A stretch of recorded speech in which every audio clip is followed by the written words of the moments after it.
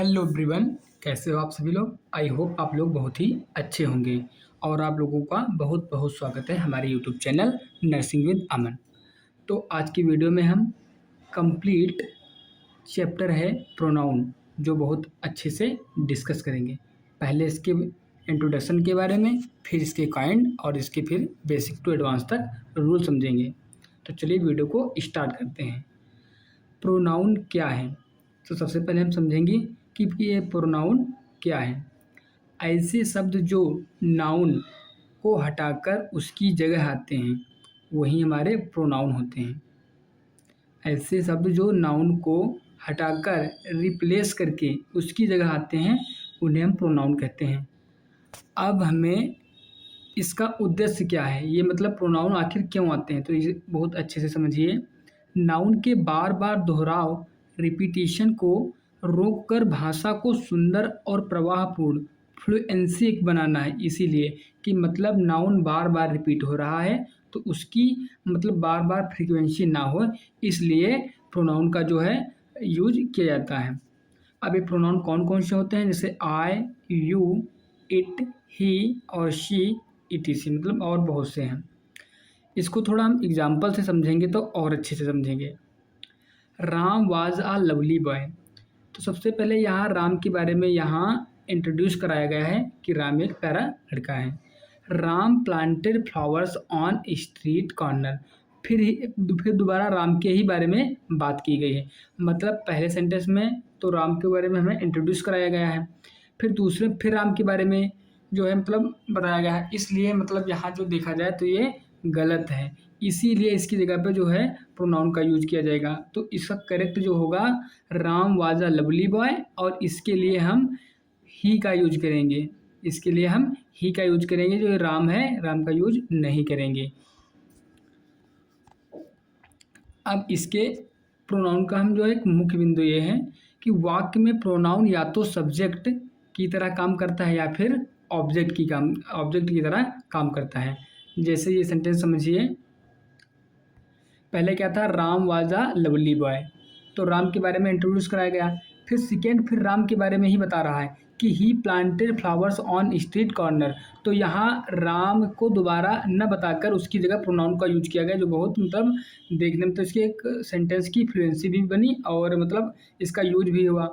और प्रोनाउन यहाँ सब्जेक्ट की तरह यूज हुआ। तो चलिए इसके हम टाइप्स ऑफ प्रोनाउन के बारे में पढ़ेंगे। तो इसका पहला है पर्सनल प्रोनाउन। पर्सनल प्रोनाउन में होते हैं he, she, it, I, we, you और दे। ऐसी है कि reciprocal pronoun, each, other, one, another. और तीसरा है प्रोनाउन डेमॉन्स्ट्रेटिव प्रोनाउन, इसमें होता है दिस, दैट, दीज और दोज। और 4 है पजेसिव प्रोनाउन, जो है mine, yours, theirs, ours, etc। पहले हम इसके बारे में थोड़ा मतलब समझेंगे कि कौन कौन से प्रोनाउन होते हैं, फिर इनको हम डिटेल से आगे समझेंगे।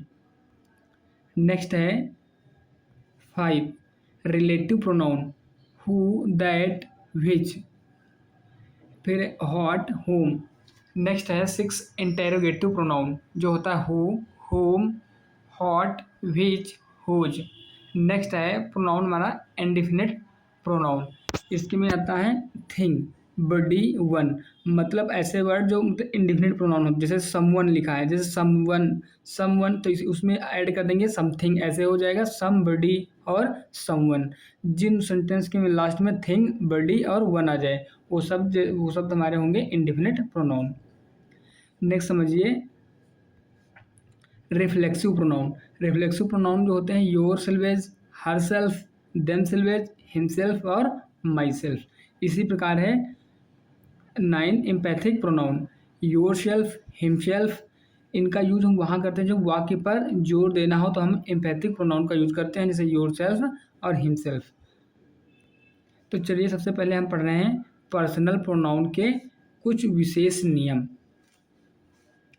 पर्सनल प्रोनाउन में सबसे पहले हम बात करेंगे ही के बारे में। ही का यूज कहाँ और किसके लिए और कब करते हैं, तो ही का यूज मेल कैंडिडेट के लिए और सिंगुलर के लिए आता है, जैसे राम। राम के लिए अगर हमको प्रोनाउन की आवश्यकता जो यूज होगा तो हम ही का यूज करेंगे। तो जो ही है ये मेल सिंगुलर के लिए आता है। ठीक इसी प्रकार शी शी जो है फीमेल सिंगुलर के लिए आता है, जैसे सीता।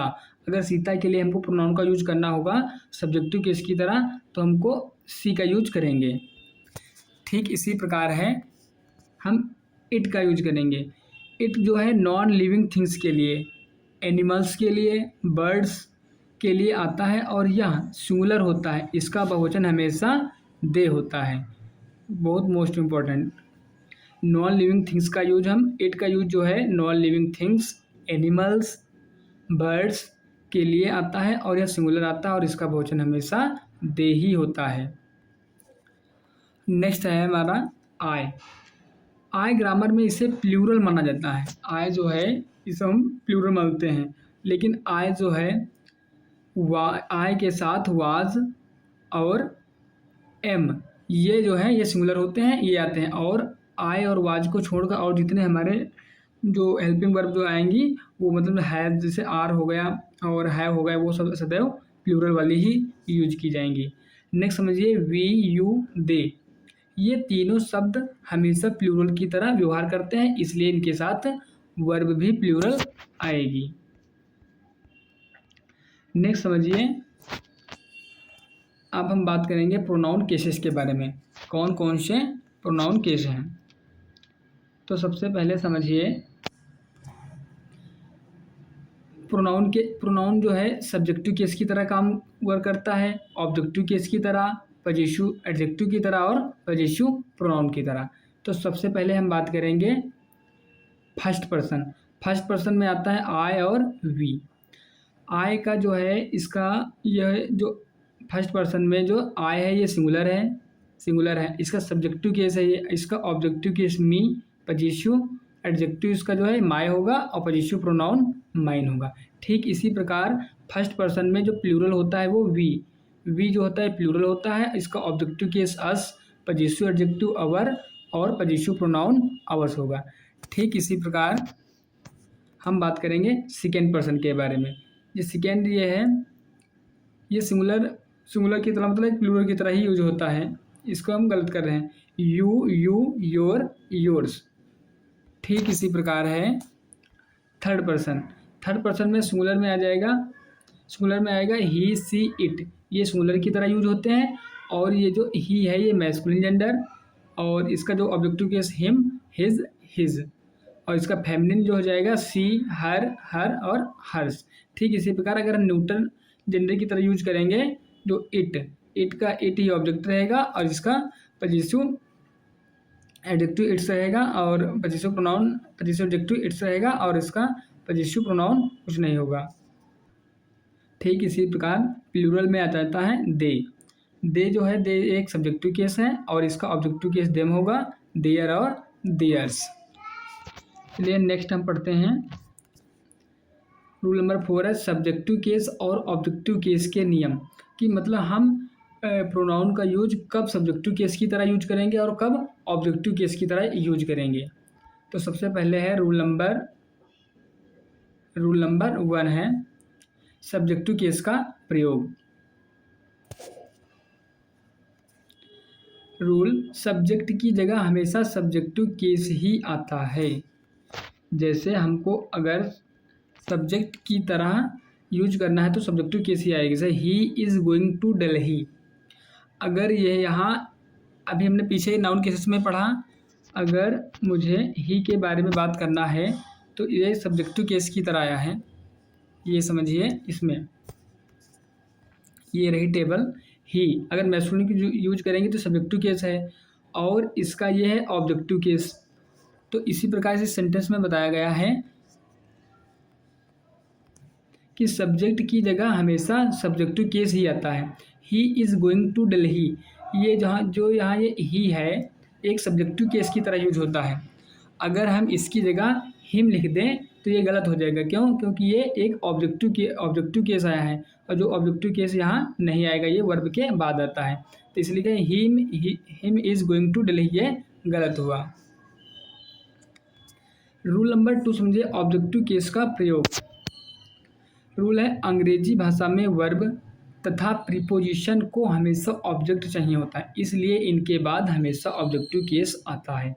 हमने क्या पहले पढ़ा सब्जेक्टिव केस के बारे में, अब पढ़ रहे हैं हम ऑब्जेक्टिव केस के बारे में कि मतलब ऑब्जेक्टिव केस का यूज कब करेंगे।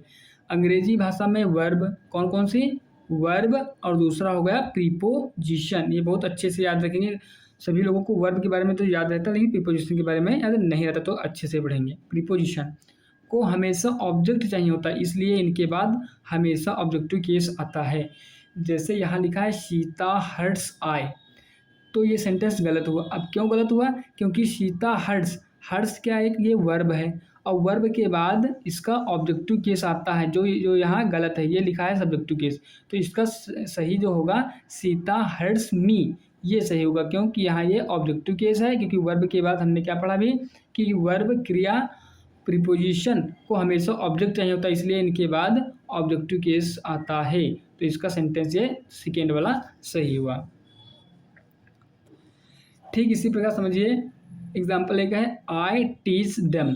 तो ये यहाँ टीच जो है एक वर्ब है, टीच एक वर्ब है और इसके बाद हमेशा ऑब्जेक्टिव केस का यूज होगा। सेकेंड समझिए लुक एट मी।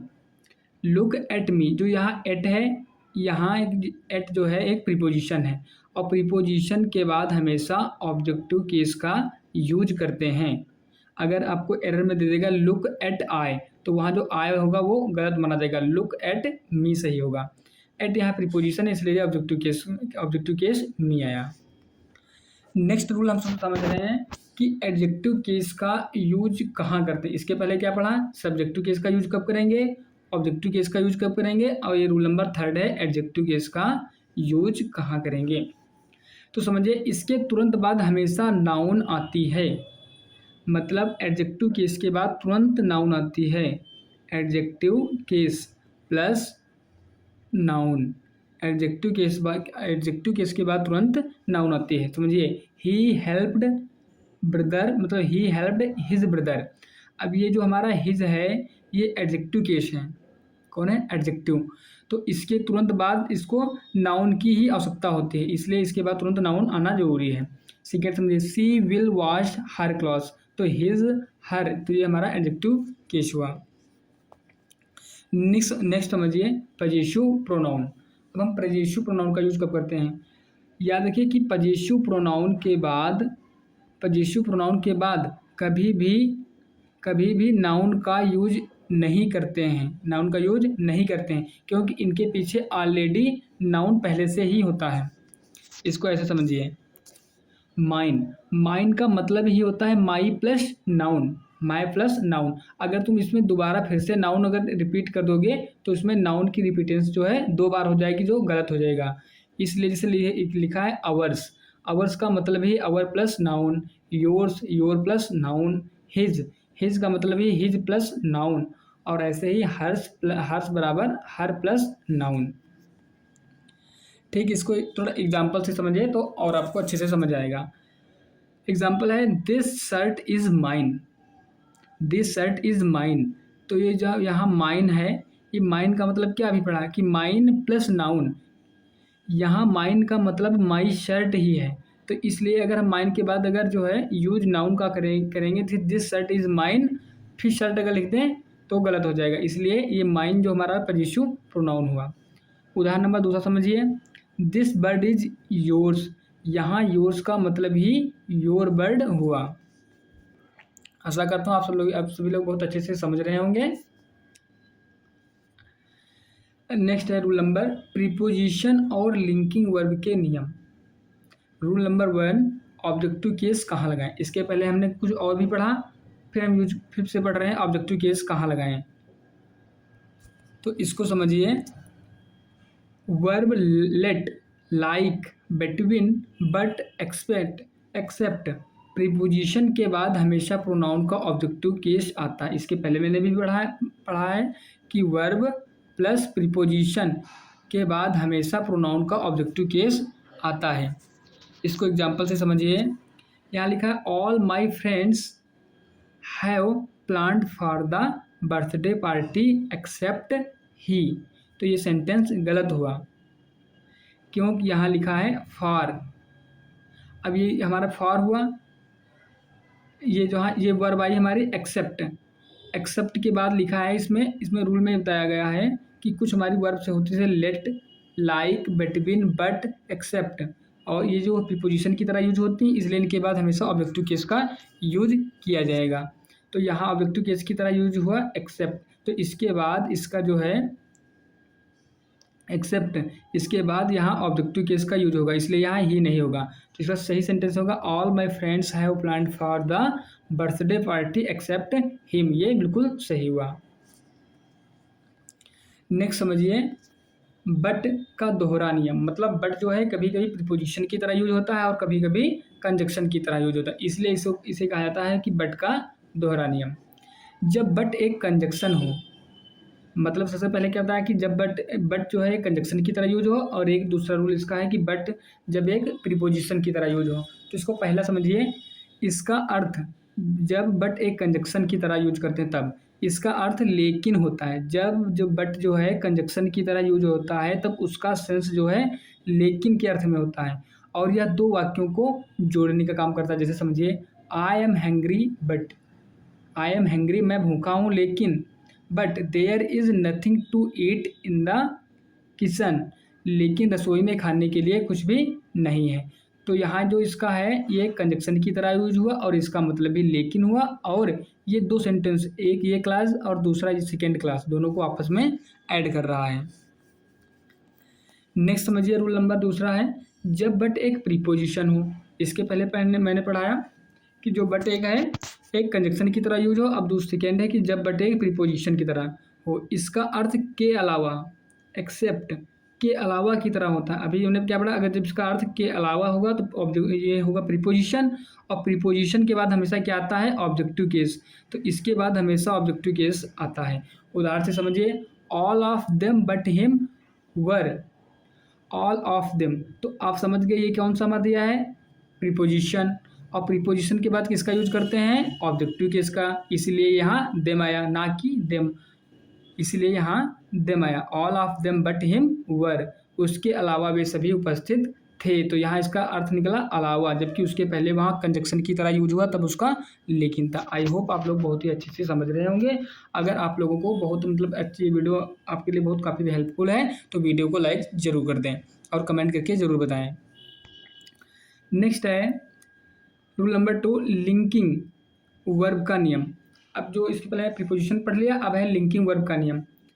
रूल, अगर वाक्य की शुरुआत इट प्लस बी, बहुत मतलब मोस्ट इंपॉर्टेंट है, इट प्लस बी, और बी में कौन सी चीज़ें आती हैं, is, was, were, is, am, are, was, were, कौन कौन सी इज होता है, यहाँ स्किप हो गया एम और are, is, am, are, was, were से हो रही हो तो उसके बाद हमेशा सब्जेक्टिव केस आता है। इसको थोड़ा एग्जाम्पल से समझिए और आपको समझ आएगा। जैसे लिखा है, it was she, it was she who organised that party for me. ये यहाँ इट वाज, क्या अभी पढ़ा कि इट प्लस और किसका यूज हुआ, बी, इट प्लस बी, ये यहाँ इट वाज, तो इसके बाद तुरंत किसका यूज हुआ, सब्जेक्टिव केस का, इसीलिए यहाँ सी आया। यह वह थी जिसने मेरे लिए उस पार्टी का आयोजन किया था। नेक्स्ट समझिए, it was I who did it, यह मैं था जिसने यह किया, तो यहाँ समझिए इट वाज, तो ये किसका यूज हुआ, इट प्लस बी, और इसके जस्ट तुरंत बाद आता है सब्जेक्टिव केस, इसलिए यहाँ आई का यूज हुआ। आई होप आप लोग बहुत अच्छे से समझ रहे होंगे। नेक्स्ट समझिए, कंपैरिजन के नियम। मतलब प्रोनाउन में हम कंपैरिजन की तरह यूज कब करते हैं, तो इसका रूल नंबर 1 है, जब दो सब्जेक्ट्स की तुलना हो। कंपैरिजन का यूज जब करते हैं जब दो सब्जेक्ट की तुलना हो रही हो। तो इसका पहला समझिए, यदि दो नॉमिनेटिव मतलब सब्जेक्टिव केस की तरह, सब्जेक्टिव के बीच एज या देन से तुलना हो तो बाद में सब्जेक्टिव केस आता है। इसके पहले क्या पढ़ा कि इट प्लस बी आए वर्ब के पहले तो सब्जेक्टिव केस का यूज करेंगे। सेकेंड क्या पढ़ा, it plus be, it plus be के बाद जस्ट तुरंत बाद क्या आएगा, सब्जेक्टिव केस।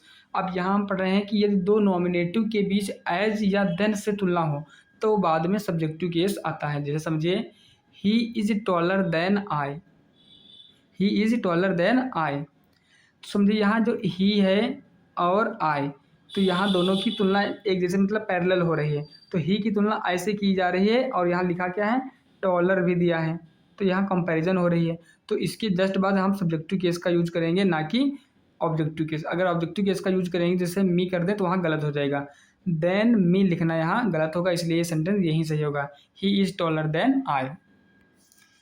नेक्स्ट एग्जाम्पल समझिए, he is as tall as आई।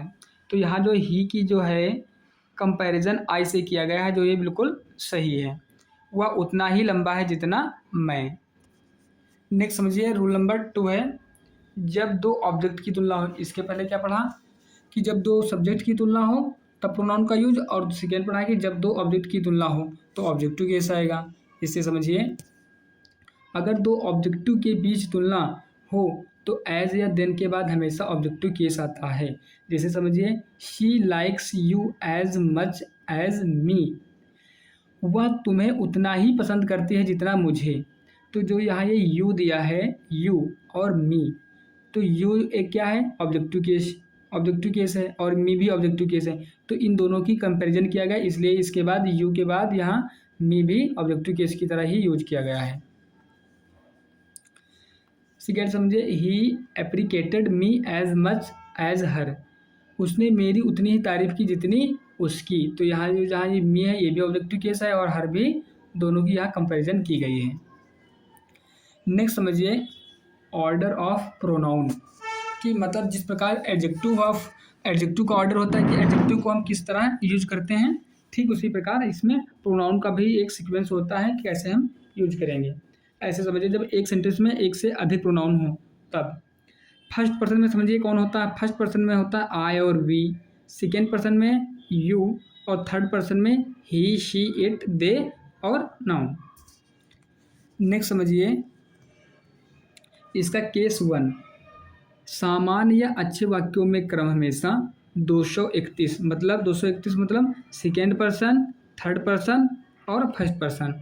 इसके पहले क्या पढ़ा, हम पढ़ रहे हैं ऑर्डर ऑफ प्रोनाउंस, कि मतलब एक सेंटेंस में एक साथ first person, second person, third person आ जाएंगे तो हम उनका क्रम किस प्रकार रखेंगे। तो सबसे पहले ये अच्छे से याद रखो कि फर्स्ट पर्सन में आई वी होगा, सेकेंड पर्सन में यू होगा, थर्ड पर्सन में ही शी इट दे, नाउन मतलब यहाँ किसी का नाम, जैसे कोई पर्सन भी हो सकता है, ऐसे समझिए। इसीलिए इसमें केस 1 बना है, सामान्य या अच्छे वाक्यों में क्रम हमेशा 2 3 1 का रहेगा। पहले आएगा सेकेंड पर्सन, फिर थर्ड पर्सन, फिर वन पर्सन। ऐसे समझिए, you he and I are going to the market. तो यू जहाँ हमारा क्या हुआ, सेकेंड पर्सन, जस्ट इसके बाद ही और एंड आई, जो इसमें मतलब इसका जो एक सामान्य अगर जनरल सी बात कही गई है तो उसमें हम 2 3 1 के हिसाब से यूज करेंगे। नेक्स्ट समझिए, she and I went to the movies. अगर सीक्वेंस में मतलब उसी में अगर दिए हैं, जैसे एक मतलब तीनों प्रोनाउन नहीं दिए हैं, उसमें अगर 3 ही दिए हैं, तो जैसे इसका क्या होता है जनरल में 231, second person, third person, one person. तो यहाँ सेकेंड पर्सन नहीं दिया है, तो इसीलिए सेकेंड दिया नहीं, इसलिए थर्ड पर्सन यहाँ पहले यूज हुआ। सी एंड आई जो है हमारा ये फर्स्ट पर्सन है। नेक्स्ट समझिए, केस नंबर 2 है, भूल, दोष या अपराध स्वीकार करने पर क्रम हमेशा 1 2 3 का होता है, मतलब पहले फर्स्ट पर्सन, फिर सेकेंड पर्सन और लास्ट में आता है थर्ड पर्सन। अगर बात जनरल में कही गई है तो वहाँ 2 3 1 का यूज करेंगे। अगर इसमें मतलब किसी भूल, दोष या मतलब अपराध स्वीकार किया गया है ऐसा आपको मतलब सेंटेंस में लग रहा है, तो वहाँ हम यूज करेंगे 1 2 और 3 की तरह हम यूज करेंगे। ऐसे समझिए, I you and he have committed a crime. तो यहाँ क्या लिखा है कि भूल, दोष या अपराध। आपको यहाँ पता चल गया कि यहाँ मतलब एक अपराध से रिलेटेड है, ठीक, कि मैंने, तुमने और उसने एक अपराध किया है। तो इसका सीक्वेंस रहेगा फर्स्ट पर्सन, तो इसलिए यहाँ आई का यूज हुआ, सेकेंड पर्सन यू और third person he. I hope आप लोग बहुत ही अच्छे से समझ रहे होंगे। इसका केस नंबर 3 समझिए, प्लूरल प्रोनाउन। अब इसमें प्लूरल प्रोनाउन में कौन कौन होते हैं, वी, यू और दे होने पर क्रम हमेशा 1 2 3 ही रहता है। मतलब निगेटिव, उसमें अगर निगेटिव जैसे लग रहा है उसमें, तो उसमें भी हम 1 2 3 का यूज करते थे। अगर प्लूरल प्रोनाउन आ रहे हैं जैसे वी, यू, दे होने पर क्रम भी हमेशा 1 2 3 ही रहता है। एग्जाम्पल से समझिए। We, you and they will attend the meeting. हम, तुम और वे बैठक में शामिल होंगे। तो यहाँ क्या हुआ, यहाँ सभी के प्लूरल हुए ना, वे भी प्लूरल, यू भी प्लूरल और दे भी जो हमारा बहुवचन हुआ, इसीलिए इनका सीक्वेंस जो है 1 2 3 की तरह रहा। अब नेक्स्ट समझिए पजेसिव एडजेक्टिव चुनने की प्राथमिकता क्रम। मतलब इसके पहले ऑर्डर ऑफ मतलब प्रोनाउंस पढ़ा, अब यहाँ पजेसिव एडजेक्टिव का किस तरह हम यूज करेंगे। तो इसमें पहले है जो फर्स्ट पर्सन आता है, मतलब फर्स्ट, फिर सेकेंड, फिर थर्ड। इसको समझिए, you, he and I will do our work. उसके पहले मैंने मतलब सब्जेक्टिव केस की तरह पढ़ा, अब यहाँ हम पढ़ेंगे ऑब्जेक्टिव केस की, मतलब पजेसिव एडजेक्टिव की तरह कैसे यूज करेंगे। जैसे यहाँ लिखा है you, he and I will do our. अब यहाँ जो अवर क्यों आया है, हम ये मतलब बहुत अच्छे से समझिए। तो समझिए ये क्योंकि इसमें आई यानी फर्स्ट पर्सन शामिल है, इसलिए अवर आया। मतलब अगर एक में मतलब ज़्यादा से ज़्यादा दिए होंगे पजेसिव एडजेक्टिव, तो सबसे पहले हम फर्स्ट पर्सन का यूज करेंगे, फिर सेकेंड का, फिर थर्ड पर्सन का। तो इसमें you, he and, you second person, ये थर्ड पर्सन और आई फर्स्ट पर्सन दिया है। जब ये तीनों एक साथ दिए गए हैं तो हम इसका इसलिए हम इसका अवर का यूज करेंगे। तो करेक्ट, क्योंकि इसमें आई यानी फर्स्ट पर्सन शामिल है, इसलिए हम अवर का यहाँ अवर आया है। नेक्स्ट समझिए, you and they will do your work. क्यों, इसमें फर्स्ट आई, देखो पहले मैं उसमें क्या दिया था, आई दिया था, लेकिन इसमें क्या है you and they, second person और थर्ड पर्सन ही दिए हैं। तो विल डू योर वर्क, क्योंकि इसमें आई नहीं है पर यू यानी सेकेंड पर्सन शामिल, इसलिए योर आया। आई होप आप लोग बहुत अच्छे से समझ रहे होंगे। अगर नहीं समझ आ रहा है तो वीडियो को एक बार बैक करके दोबारा देखिए। इसमें एक नोट पॉइंट करके बात लेकिन याद है कि अदर एक एडजेक्टिव है। अदर जो होता है एक एडजेक्टिव है, जबकि अदर से एक प्रोनाउन है। मतलब क्या, अदर का अगर अदर ओनली सिर्फ लिखा है तो वो एक एडजेक्टिव की तरह यूज होगा, जबकि अदर से लिखा है तो वो एक प्रोनाउन की तरह यूज होगा, जिसका मतलब होता है other plus plural noun. Next हम पढ़ेंगे रेसिप्रोकल प्रोनाउन के नियम। अब इसमें मतलब दिए तो काइंड्स ऑफ बहुत दिए हैं, लेकिन जो मेन जो हैं जिससे क्वेश्चन ज़्यादा बनते हैं हम उसी को मतलब इसमें इंक्लूड किए हैं।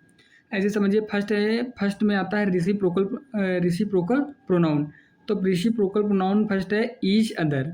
तो ईच अदर का यूज जो होता है केवल दो व्यक्तियों या वस्तुओं के लिए करते हैं। पहले एक एक करके समझेंगे, फिर हम इसके एग्जाम्पल समझेंगे।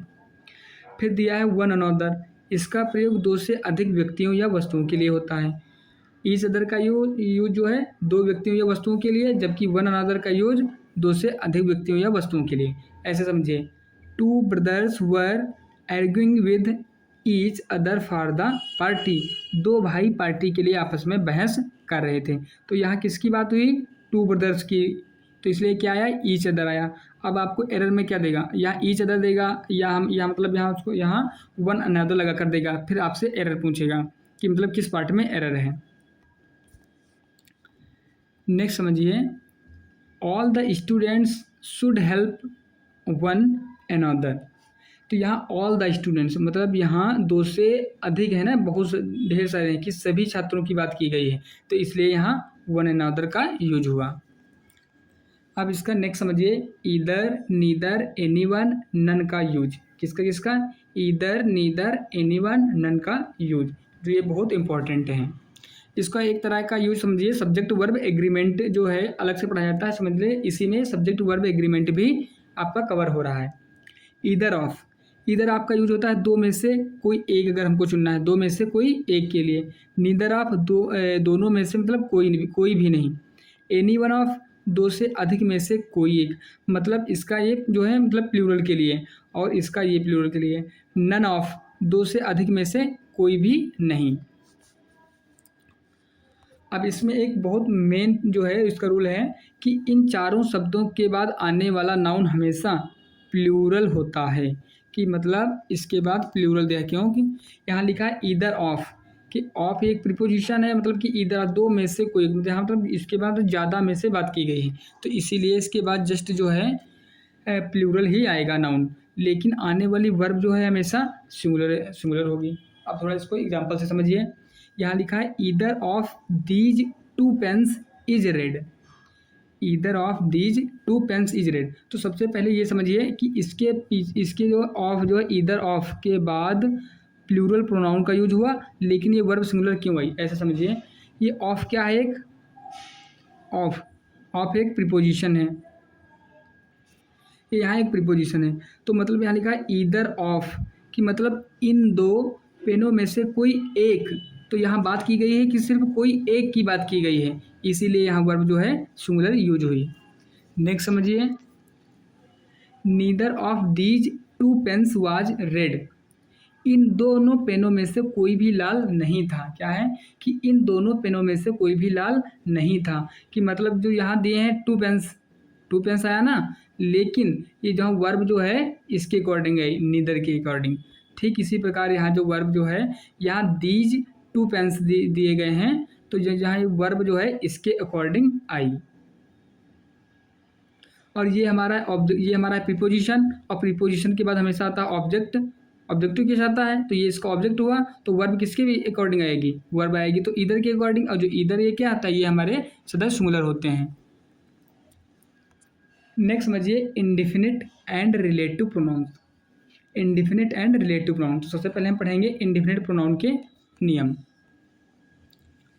इंडिफिनिट प्रोनाउन के नियम हैं anybody, somebody, everybody, someone, anyone, everyone और नो वन। ये हमारे कौन कौन से हुए, हमारे इंडिफिनिट हुए। मतलब जिनके लास्ट में बडी या वन या थिंग जो होते हैं लगे होते हैं, वो हमारे इंडिफिनिट प्रोनाउन होते हैं। Anybody, somebody, everybody, someone, anyone और एवरीवन, नो वन को हमेशा पुरुष मतलब ही के रूप में माना जाता है, और इनके लिए हिज ही आता है। लेकिन थिंग वाली शब्दों के लिए एवरीथिंग, नथिंग के साथ हमेशा इट्स आता है। ये बहुत बहुत मोस्ट इंपॉर्टेंट है। फिर एक बार फिर से समझिए, अगर सब्जेक्टिव केस की तरह इनका यूज करेंगे तो ही आएगा, और अगर इसका अपने के लिए यूज करेंगे मतलब उसके एडजेक्टिव के पजेसिव एडजेक्टिव के रूप में तो ही जाएगा। लेकिन इन्हीं के साथ जैसे एनीबॉडी लिखा है, अगर यहाँ आ जाए कि एनीथिंग, समथिंग, तो ये जो है जैसे लिखा है एवरीथिंग, नथिंग, तो इनके बाद जो हमेशा जो है इट्स आएगा, पजेसिव एडजेक्टिव की तरह इट्स आएगा। नेक्स्ट समझिए, everyone should respect his teacher, everyone should respect his teacher, कि हर किसी को अपने शिक्षक का सम्मान करना चाहिए। तो यहाँ अपने के लिए हिज का यूज किया गया, क्योंकि हमने पीछे पढ़ा है कि जो एवरीवन, समवन जो हमारे इंडिफिनिट प्रोनाउन होते हैं ये सिंगुलर होते हैं, और इनके लिए जो पजेसिव एडजेक्टिव जो है हिज का ही यूज किया जाएगा। नेक्स्ट समझिए, everything has its own beauty, हर चीज़ की अपनी सुंदरता होती है, तो इसके अकॉर्डिंग यहाँ जो है इट्स का यूज किया गया। अब हम सबसे पहले पढ़ेंगे वन का जो है सबसे महत्वपूर्ण नियम। अगर वन शब्द वाक्य में अकेला सब्जेक्ट बनकर आता है तो इसके साथ हमेशा सिंगुलर वर्ब आती है, और अपने लिए वंस का प्रयोग मतलब होता है, वहाँ हम हिज या हर का यूज नहीं करेंगे। अगर एक बार फिर से समझिए, अगर वन का मतलब जो है एक सब्जेक्ट की तरह बनकर आता है, और इसके साथ जो सिंगुलर वर्ब आती है, और अपने लिए यहाँ वहाँ हम वंस का यूज करेंगे। एग्जाम्पल समझिए, one should respect one's nation, हर किसी को अपने देश का सम्मान करना चाहिए। तो जो यहाँ वन आया है, और वन के ही अकॉर्डिंग यहाँ वंस आया, यहाँ हम हिज और हर का यूज नहीं करेंगे। अब ऐसे ही समझिए, सब्जेक्ट की जगह वन, सब्जेक्ट की जगह हम यूज करेंगे वन का, ऑब्जेक्ट की जगह यूज करेंगे ये भी वन का यूज, लेकिन एडजेक्टिव की जगह अगर हमको यूज करना होगा तो यहाँ हम वंस का यूज करेंगे जो अपने के लिए होता है। नेक्स्ट समझिए, वन ऑफ का नियम। पहले समझा वन का नियम, अब जो सेकेंड है कि वन ऑफ का नियम। वन ऑफ के साथ आने वाले नाउन के बाद हमेशा पजेसिव एडजेक्टिव हिज का प्रयोग होता है। इन रूल्स को आपको मतलब बार बार थोड़ा अच्छे से पढ़ना पड़ेगा, और रिवीजन करते रहेंगे तो आपको याद हो जाएंगे। कह रहा है कि वन ऑफ के साथ आने वाले नाउन के बाद हमेशा पजेसिव एडजेक्टिव हिज का प्रयोग होता है। आइए एग्जाम्पल से समझते हैं। One of the boys lost his bottle in the class room, लड़कों में से एक ने कक्षा में अपनी बोतल खो दी। हमने अभी पीछे भाई मतलब बैक में पढ़ा है कि वन ऑफ के बाद जो है एडजेक्टिव की तरह यूज हम करेंगे, तो हम इसके साथ हिज का यूज करेंगे। नेक्स्ट है नाउन के दोहराव को रोकने का नियम। या मतलब नाउन के दोहराव को अगर हमको रोकना है तो वहाँ हम वन वर्सेस वंस का भी हम यूज करते हैं। इसको समझते हैं। वन इसका प्रयोग एक वचन संज्ञा मतलब सिंगुलर नाउन को दोबारा लिखने से रोकने के लिए भी यूज किया जाता है। वन का यूज कहाँ यूज करते हैं, एक बार फिर से पढ़िए। इसका प्रयोग एक वचन संज्ञा मतलब सिंगुलर नाउन को दोबारा लिखने से रोकने के लिए होता है। और सेकेंड समझिए वंस, इसका प्रयोग बहुवचन संज्ञा को दोबारा लिखने से रोकने के लिए, मतलब इन नाउन जो है, नाउन की बार बार फ्रिक्वेंसी मतलब बार बार रिपीटेंस ना हो, इसलिए हम सिंगुलर के लिए वन का यूज करेंगे और प्लूरल के लिए वंस का यूज करेंगे।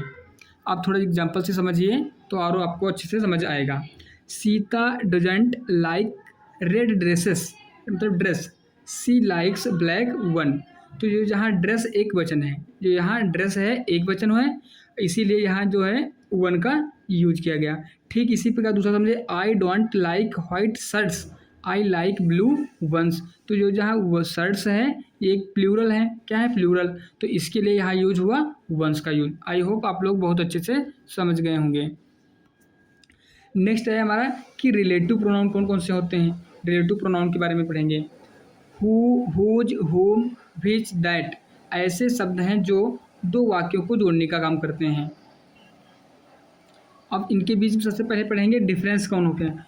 हु और हुम का प्रयोग हमेशा सजीव इंसानों के लिए मतलब किया जाता है। हु और हुम का प्रयोग कहाँ करेंगे, जो मतलब लिविंग थिंग्स के लिए यूज करेंगे, ऐसे समझिए मतलब इंसानों के लिए। तो इसी प्रकार सेकेंड है व्हिच का प्रयोग निर्जीव मतलब नॉन लिविंग पशु पक्षियों के लिए यूज करते हैं। दैट का प्रयोग दोनों के लिए होता है। एक बार फिर से पढ़िए, कह रहा है रूल कहता है कि व्हिच का प्रयोग जो है नॉन लिविंग पशु और पक्षियों के लिए करेंगे, जबकि दैट का प्रयोग दोनों के लिए होता है, मतलब लिविंग और नॉन लिविंग दोनों के लिए यूज करते हैं दैट का यूज। अब इसको एग्जाम्पल से समझिए। The teacher help the student who was unable to understand the concept. अब यहाँ आप देखिए यहाँ हु किस प्रकार आया। The teacher help the student, यहाँ स्टूडेंट जो है क्या है, स्टूडेंट तो एक लिविंग है मतलब इंसान है, तो इंसानों के लिए हम किसका यूज करेंगे, हु का यूज करेंगे।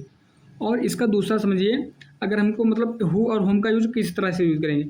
ये हमारा क्या हुआ सब्जेक्ट वन, यहाँ पहले सब्जेक्ट गिनेंगे, और ये हमारी क्या हुई वर्ब वन, तो एक सब्जेक्ट को उसकी वर्ब मिल गई। अब दूसरा समझिए ये क्या है हमारी V2 वर्ब टू हुई। अब वर्ब टू इसका हमें कोई सब्जेक्ट चाहिए, अब यहाँ कोई सब्जेक्ट दूसरा है नहीं, तो इसीलिए हम हु का यूज करेंगे। यहाँ हु जो है एक सब्जेक्ट टू केस की तरह यूज हुआ और मतलब जो है लिविंग के लिए भी यूज किया गया, तो इसीलिए यहाँ जो वर्ब जो है दूसरी टू, इसको मतलब बराबर करना है तो यहाँ सब्जेक्ट की आवश्यकता पड़ेगी, इसीलिए यहाँ हु का भी यूज किया गया। नेक्स्ट समझिए हु, हुम और हुज का प्रयोग की जो है शॉर्ट ट्रिक, मतलब हम कैसे पहचानेंगे कि हम हु का यूज करेंगे कि हम होम का यूज करेंगे, हुज का यूज करेंगे। तो इसकी एक शॉर्ट ट्रिक है, आपको बहुत अच्छे समझ आएगी कि हु या सब्जेक्टिव केस है। आप लोगों को बहुत अच्छे समझ गए होंगे कि हु क्या है, एक सब्जेक्टिव केस है। आप लोगों को मैंने एग्जाम्पल से बहुत अच्छे से समझाया है कि इसके तुरंत बाद हमेशा एक वर्ब आती है। देखिए इसको फिर से एग्जाम्पल को देखिए। इस एग्जाम्पल में क्या लिखा है, the teacher help the student who was unable to understand the concept. अगर आपको यहाँ दे देता हु और हुम, तो आपको यहाँ चूज करने को देता है कि हु आएगा कि हुम। तुमने यहाँ रूल में क्या पढ़ा है कि हु के जस्ट बाद क्या आती है, वर्ब आती है। यहाँ आपने वाज लिखा तो इसलिए हम हु का यूज करेंगे। ठीक इसी प्रकार है हुम या ऑब्जेक्टिव केस है। हुम क्या है, ऑब्जेक्टिव के मतलब जो है ऑब्जेक्टिव केस है। इसके तुरंत बाद वर्ब नहीं आती बल्कि एक नया सब्जेक्ट आता है। और तीसरा है हुज यह एडजेक्टिव केस है। इसके तुरंत बाद एक नाउन आना अनिवार्य है। क्या लिखा है, हुज यह एडजेक्टिव केस है, इसके तुरंत बाद एक नाउन आना अनिवार्य है। नेक्स्ट समझिए रिलेटिव प्रोनाउन। अब इसमें रिलेटिव प्रोनाउन में हम रिलेटिव प्रोनाउन तो पढ़ ही रहे हैं, और लेकिन रिलेटिव प्रोनाउन में कौन कौन से, इसका है दैट, हु पढ़ लिया, होम भी पढ़ लिया, और विच भी पढ़ लिया, हुज भी पढ़ लिया। अब हम पढ़ेंगे दैट, जो है दैट का जो एक विशेष प्रकार का नियम है।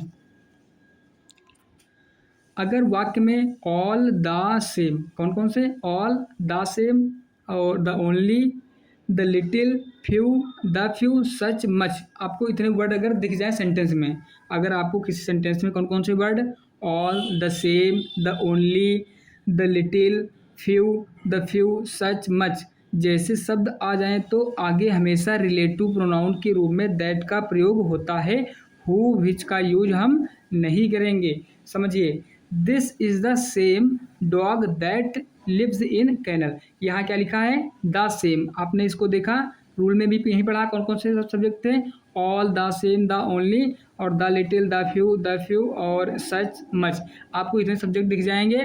तो इनके बाद जो हमेशा आप रिलेटिव प्रोनाउन दैट का यूज करोगे, तो आपको यहाँ सेंटेंस में द सेम दिख गया, तो द सेम के बाद हम किसका यूज करेंगे, दैट का यूज करेंगे, इसलिए यहाँ दैट का यूज किया गया, ना कि हु विच का यूज किया गया। नेक्स्ट समझिए, दैट और हॉट में सबसे बड़ा अंतर, कि मतलब हम दैट का यूज कब करेंगे और हॉट का यूज कब करेंगे, जो मतलब इसमें बहुत ही कन्फ्यूजन रहता है। तो दैट के पहले हमेशा कोई न कोई नाउन या प्रोनाउन आता है, मतलब एंटीसीडेंट के रूप में, क्या लिखा है कि दैट के पहले हमेशा कोई न कोई नाउन या प्रोनाउन आता है। इस एग्जाम्पल को समझिए, क्या लिखा है, this is the same dog that lives in kennel, क्या लिखा था, दैट के पहले कोई ना कोई नाउन आता है। तो सबसे पहले एक आइडेंटिफिकेशन करने की जो है ये बहुत अच्छी पहचान हुई कि दैट के पहले हम जो है नाउन का यूज किया जाता है, तो हम इसको अच्छे समझ लेंगे। ठीक इसी प्रकार है हॉट के पहले कभी भी कोई नाउन या प्रोनाउन नहीं आता, तब हॉट का अर्थ जो कुछ होता है, वहाँ हॉट का मतलब होता है जो कुछ, ना कि क्या, क्योंकि वहाँ जो क्या होगा तो उसका इंटेरोगेटिव की तरह यूज होगा, लेकिन यहाँ रिलेटिव प्रोनाउन की तरह यूज हो रहा, तो यहाँ इसका अर्थ होगा जो कुछ, और इसके पहले नाउन या प्रोनाउन का यूज नहीं होगा। एग्जाम्पल से समझिए, लिखा है this is what I mean to say, तो ये यहाँ व्हाट दिया है, अगर यहाँ दे देता दैट, तो आपको इसमें से मतलब चूज करना था कि व्हाट लगाओगे कि दैट आएगा, तो आपने देखा कि इसके पहले कोई भी नाउन नहीं दिया है, दैट नहीं आएगा, और लिखा था कि व्हाट के पहले कोई जो मतलब है नाउन का यूज नहीं हुआ, इसलिए यहाँ व्हाट जो है बिल्कुल फिक्स हुआ, व्हाट के पहले कोई नाउन नहीं है। नेक्स्ट एग्जाम्पल समझिए, व्हाट आई वांट टू से is very important for your exam. Next है रिफ्लेक्सिव प्रोनाउन। अब हम रिफ्लेक्सिव प्रोनाउन में क्या पढ़ेंगे, इससे कुछ नियम है। जब किसी वाक्य का सब्जेक्ट काम करने वाला, मतलब सब्जेक्ट कौन होता है, जो मतलब काम करता है, और ऑब्जेक्ट जिस पर काम का असर हो रहा हो, सब्जेक्ट वो होता है जो काम करने वाला हो, और ऑब्जेक्ट जिस पर काम का असर पड़ रहा हो, दोनों एक ही व्यक्ति या वस्तु हो, तो वहाँ पर हम रिफ्लेक्सिव प्रोनाउन का यूज करते हैं। एक बार फिर से इसको पढ़िए, कह रहा है कि जब किसी वाक्य का सब्जेक्ट और ऑब्जेक्ट दोनों एक ही वस्तु या मतलब एक ही व्यक्ति या वस्तु हो, तो वहाँ पर हम रिफ्लेक्सिव प्रोनाउन का यूज करते हैं। इसको समझिए, एग्जाम्पल है आई स्लैप्ड माई सेल्फ, मैंने खुद को थप्पड़ मारा, इसे मारने वाला कौन हुआ, मैं, और किसको मारा, खुद को मारा, तो इसीलिए यहाँ क्या हुआ, माई सेल्फ, और माई सेल्फ क्या हुआ, रिफ्लेक्सिव प्रोनाउन, इसलिए यहाँ माई सेल्फ आया। तीसरा है, इसी के साथ एक है एम्पैथिक प्रोनाउन, मतलब ये बारी बारी से हम काइंड्स ऑफ नाउन पढ़ रहे हैं, इसी के साथ आया है एम्पैथिक प्रोनाउन। जब यह सब्जेक्ट के तुरंत बाद आकर वाक्य पर जोर मतलब एम्फेसिस डालने का काम करे, जैसे I myself did this work, कि मैंने खुद ही यह काम किया, तो इसके मतलब सब्जेक्ट के तुरंत बाद यहाँ माई सेल्फ का यूज हुआ, तो यह यहाँ जो है रिफ्लेक्सिव प्रोनाउन की तरह यूज नहीं हुआ। तो यहाँ दिया है I myself did this work, तो यहाँ जो माई सेल्फ जो है तुरंत सब्जेक्ट के बाद आ गया, इसलिए एम्पैथिक प्रोनाउन हुआ। जबकि सेकेंड में हमने दूसरे में पढ़ा कि आई स्लैप्ड माई सेल्फ, जो यहाँ काम करने वाला सब्जेक्ट और ऑब्जेक्ट मतलब सेम ही खुद पर ही पढ़ रहा, तो यहाँ माई सेल्फ जो है रिफ्लेक्सिव प्रोनाउन की तरह, और यहाँ जो है एम्पैथिक प्रोनाउन की तरह माई सेल्फ यूज हुआ। आप सबसे पढ़िए कि दो सबसे बड़े प्रतिबंध कौन कौन से हैं वो, कि रिफ्लेक्सिव प्रोनाउन कभी भी अकेले वाक्य का सब्जेक्ट नहीं बन सकता, अब रिफ्लेक्सिव प्रोनाउन कौन से होते हैं वो आपको मैंने शुरू काइंड्स ऑफ प्रोनाउन में ही बता दिया था, जैसे my self, her self, himself. ठीक, जैसे माई सेल्फ राम गलत है, अगर हम कहते हैं कि माई सेल्फ राम तो ये गलत हुआ, अगर हमको बोलना होगा तो आई एम राम, ये सही है। सेकेंड समझिए, कुछ विशेष क्रियाओं के बाद कभी भी रिफ्लेक्सिव प्रोनाउन नहीं लगाया जाता। कौन कौन सी? मतलब कुछ हमारी वर्ब होती है उसके बाद हम जो है रिफ्लेक्सिव प्रोनाउन का यूज नहीं करेंगे। जैसे लिखा है turn, rest, both, hide, keep, stop और क्वालिफाई। ये वर्ड जो दिए हैं इनके बाद हम कभी भी रिफ्लेक्सिव प्रोनाउन का यूज नहीं करेंगे। ऐसे इसी के साथ है रूल नंबर 2, नीचे दी गई वर्ब्स के बाद हमेशा ऑब्जेक्ट आना जरूरी है। अगर इनके बाद कोई ऑब्जेक्ट न दिया हो तो वहाँ रिफ्लेक्सिव प्रोनाउन लगाना अनिवार्य होता है। इसके पहले क्या पढ़ा कि रिफ्लेक्सिव प्रोनाउन का हम यूज कुछ वर्ब होते हैं उनके बाद रिफ्लेक्सिव प्रोनाउन का यूज नहीं करते हैं, लेकिन ये यहाँ दिया है कि ये यहाँ कुछ वर्ब दी गई हैं उनके तुरंत बाद रिफ्लेक्सिव प्रोनाउन का यूज किया ही जाएगा। ये वर्ब कौन कौन सी हैं समझिए, absent, present, avail, burden, acquit, apply, reconcile, resign, amuse और एडेप्ट और इंजॉय। ये ऐसी वर्ब है इनके पीछे मतलब जो है रिफ्लेक्सिव प्रोनाउन का ही यूज किया जाएगा। अब इसी के साथ समझिए कुछ वर्ब होती हैं मतलब इन्हीं के साथ तो ऑब्जेक्ट होगा भी और ऑब्जेक्ट नहीं भी। तो पहला एग्जांपल समझिए बिना ऑब्जेक्ट के, I enjoyed my self in the party. अभी मैंने क्या पढ़ा कि इंजॉय अगर होगा तो इनके पीछे क्या आएगा, तुरंत रिफ्लेक्सिव प्रोनाउन, इसीलिए यहाँ क्या आया रिफ्लेक्सिव प्रोनाउन। चूँकि इंजॉय के बाद कोई डायरेक्ट ऑब्जेक्ट नहीं था इसीलिए हमने माई सेल्फ का यूज किया। फिर दूसरा समझिए ऑब्जेक्ट के साथ, आई इंजॉयड द पार्टी। अब यहाँ जो है इंजॉय मतलब आप इसमें थोड़ा कंफ्यूज हो सकते हो कि इंजॉय के बाद मतलब रूल में लिखा है कि इंजॉय कुछ वर्ब हैं उनके बाद हम जो है माई सेल्फ का यूज़ करेंगे, लेकिन उनका यूज जब करेंगे जब वो बिना ऑब्जेक्ट की होंगी। यहाँ लिखा है I enjoyed myself in the party, तो यहाँ जो इन क्या हमारा है ये प्रीपोजिशन है, और प्रीपोजिशन के बाद जितना भी पार्ट होता है वो हमारा क्या होता है वो ऑब्जेक्ट की तरह यूज करता है। मतलब ये प्रीपोजिशन का ऑब्जेक्ट हुआ ना, और यहाँ चाहिए वर्ब का ऑब्जेक्ट, किसका चाहिए वर्ब का ऑब्जेक्ट, तो वर्ब का ऑब्जेक्ट हुआ नहीं कोई, तो ये यहाँ जो है माई सेल्फ इसीलिए आया। जबकि दूसरे में कह रहा है कि ऑब्जेक्ट के साथ आई इंजॉयड द पार्टी, इस सब्जेक्ट का जो वर्ब जो है इस वर्ब का ऑब्जेक्ट जो है द पार्टी है, इसीलिए यहाँ माई सेल्फ का यूज नहीं किया गया। यहाँ द पार्टी खुद एक ऑब्जेक्ट है ना, द पार्टी जो है खुद ही ऑब्जेक्ट है, इसलिए यहाँ माई सेल्फ नहीं आएगा। आई होप आप लोग बहुत अच्छे से समझ रहे होंगे, और कमेंट करके जरूर बताना आप लोगों को यह वीडियो कैसी लगी। ऐसे ही नेक्स्ट टॉपिक पर वीडियो अपलोड होती रहेंगी। नेक्स्ट समझिए इट, इट्स एंड इट्स में अंतर। इसमें बहुत कन्फ्यूजन रहता है कि कब हम इट और इट्स और इट इज़ की तरह यूज करेंगे। तो सबसे पहले समझिए फर्स्ट वाला इट्स मतलब एपोस्ट्रोफी के साथ, ये जो होता है इट्स जो होता है एपोस्ट्रोफी के साथ वाला, यह 3 चीज़ों का छोटा रूप है। कौन कौन सी चीज़ें वो हैं वो लिखा है, वो हो सकती हैं इट इज़ हो सकता है, इट वाज भी हो सकता है और इट हैज़ भी हो सकता है।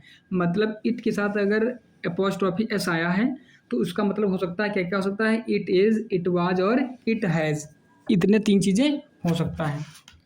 और इसी के साथ इसका रूल कहता है कि it is the best book. इसका मतलब यहाँ जो है इट इज़ जो है इसका एक एपोस्ट्रोफी की तरह यूज हुआ, और जब ये उसकी तरह यूज होता है वहाँ इसका मतलब होता है इट इज़ भी हो जाता है, इट वाज भी हो सकता है।